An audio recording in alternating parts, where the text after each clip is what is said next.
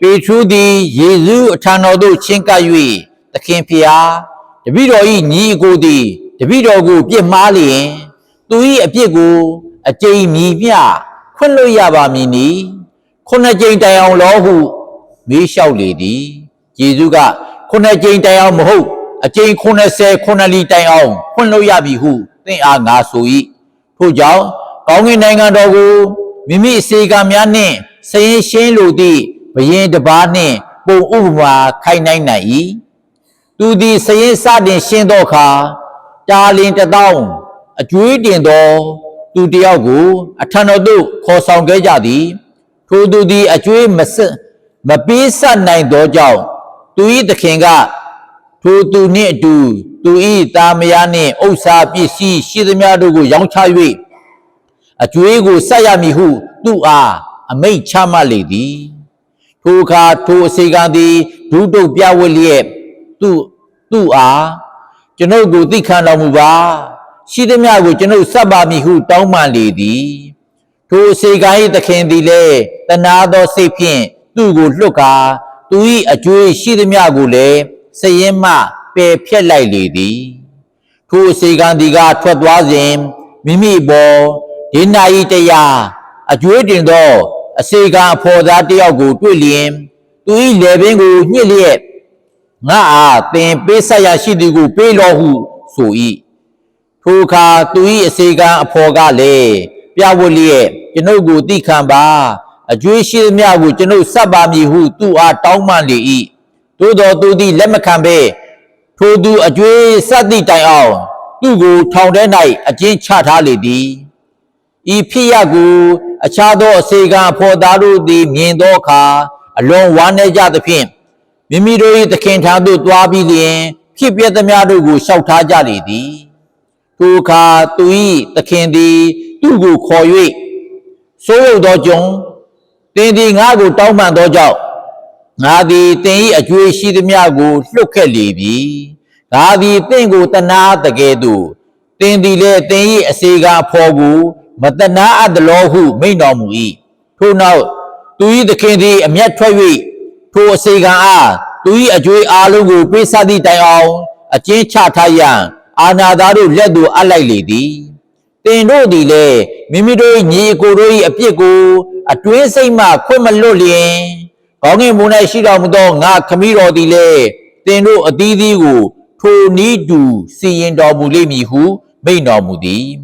ယေရှုသည်ဤသို့မိန့်တော်မူပြီးသောအခါဂါလိလျားနယ်မှထွက်ခွာ၍ဂျော်ဒန်မြစ်တစ်ဖက်ကမ်းရှိယူဒယားနယ်သို့ရောက်တော်မူ၏ဖျားသခင်ဧဝံဂေလိနှုတ်ကပတ်တော်ပေတည်းရှိပါစေကျွန်တော်တို့ကခရိယန်ဆိုပြီးတဲ့အခါမှာကိုယ့်ကိုယ်ကိုဂုဏ်ယူကြတယ်ဒါပေမဲ့လည်းကျွန်တော်တို့ရဲ့ခရိယန်ဘာသာဝင်တွေကကိုယုံကြည်တာနဲ့ကိုကြင့်ကြံတာဟာစန့်ကျင်ပဲဖြစ်နေတယ်ခရိယာဘာသာသူကိုသိအထင်မကြီးတာပါလဲဆိုတော့သူ့ရဲ့ကြင့်ကြံနေထိုင်ပုံကိုကြည့်ပြီးတော့အထင်မကြီးတာသူ့ရဲ့ယုံကြည်တာတွေကကောင်းတယ်ဟောပြောတာတွေကကောင်းတယ်အော်သက်သေခန္ဓာတွေဟိုဖျားဓမ္မသရှင်တွေဆိုတာတွေကောင်းတယ်အဲကြည့်လိုက်တော့ဟုတ်တယ်ဒါပေမဲ့လည်း तू ကမခွင့်လွတ်ဘူးအဲ့ဒီဟာမှာကျွန်တော်တို့အင်မတန်ပဲသိခါကြတယ်နော်ခရိယာမပီတာတာပေါ့ဒီခါတည်းမှာဖျားရောက်တက်တယ်ကိုရမြတ်ဖူးတယ်ကြည့်လိုက်တော့သူယဟန္တာလေးလိုပဲသူ့ကိုမထိခိုက်တဲ့၍ကတော့ယဟန္တာလေးလိုပဲသူ့ကိုလာထိခိုက်လို့ကတော့ sorry ပဲမရဘူးလုံးဝမခွင့်လို့ဘူးပြန်ပြီးတော့စော်မှာပဲနည်းနည်းလုံးမှအရှုံးပေးဘူးအဲ့ဒါကြီးကတော်တော်ကိုရုပ်ဆိုးတာခရိယန်ဘာသာနဲ့တခြားဘာသာရဲ့ထူးထူးခြားခြားကွာခြားချက်ကရန်သူကိုချစ်တာတခြားဘာသာမှာမကြဘူးအကျိန်90ခုနှစ်လီခွင့်လွတ်တာအပြင်လောကမှာသွားကြည့်ခွင့်လွတ်တဲ့ဆိုတဲ့စကားမရှိဘူးမကြားဘူးတော့ကိုဖြစ်တာခွင့်လွတ်တဲ့ဟာသူတို့ကြားဘူးနားဝရှိတာပါလေမိဘကသားသမီးခွင့်လွတ်တာဒါလောက်လေးပဲတောက်လေးပဲအဲကြောင့်ယေရှုဖျားရှင်ရဲ့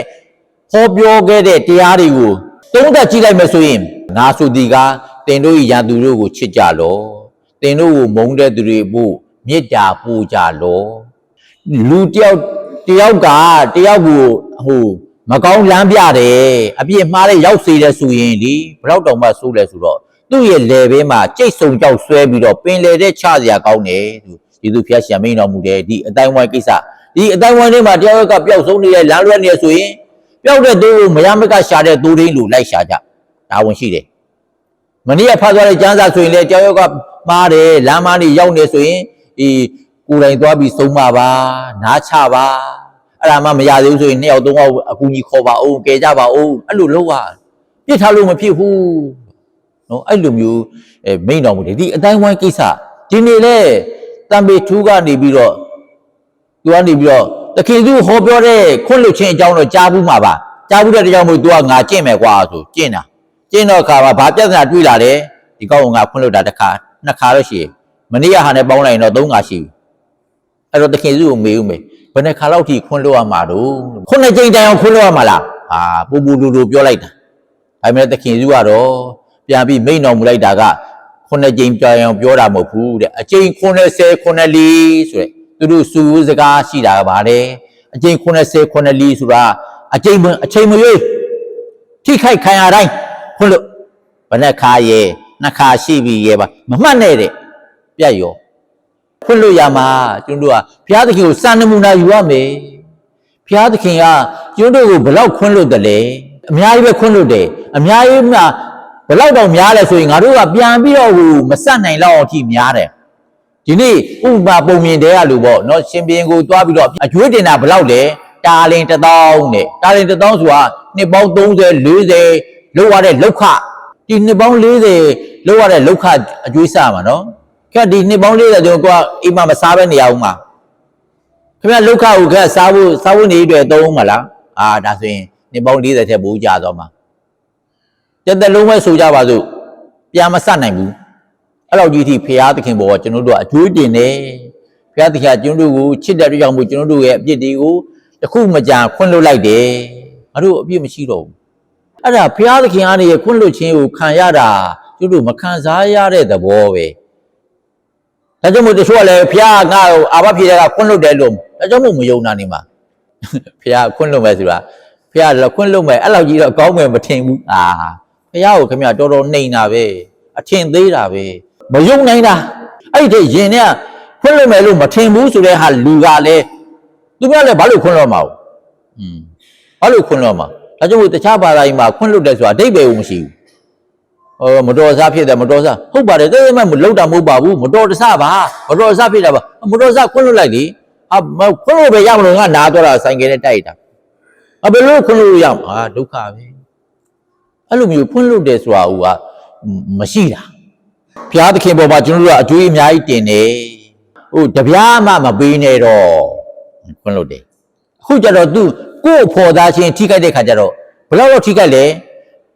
တာလင်1000မဟုတ်ဘူးဒင်နာရီတဲ့ဒင်နာရီနဲ့တာလင်နဲ့ဒေါ်လာနဲ့ကျပ်ငွေဗမာကျပ်ငွေနဲ့ကွာတယ်လို့ပဲတာလင်နဲ့ဒင်နာရီကိုကဒင်နာရီဘယ်လောက်တော့100တဲ့2လလောက်ခင်ဗျအလုံးလုံးပြီးတော့လောက်ခဆက်လိုက်ရင်ရပြီအဲ့လောက်ကြီးနဲတာအဲ့ဒါကိုမဟုတ်ဟိုကောင်ကတငယ်ချင်းကမခွင့်လို့ဘူးကြလဲပင်းညစ်ပြီးတော့အကျွေးမပေးမချင်းထောင်ထဲထည့်ထားတယ်တဲ့တခင်ကသူ့ကိုပြန်ခေါ်ပြီးတဲ့ခါကျတော့ငါကမင်းကိုတနာတယ်လို့မင်းကအမင်းတို့အချင်းချင်းမတနာဘူးလားအဲ့ဒါကိုဖះမကြိုက်တာပဲ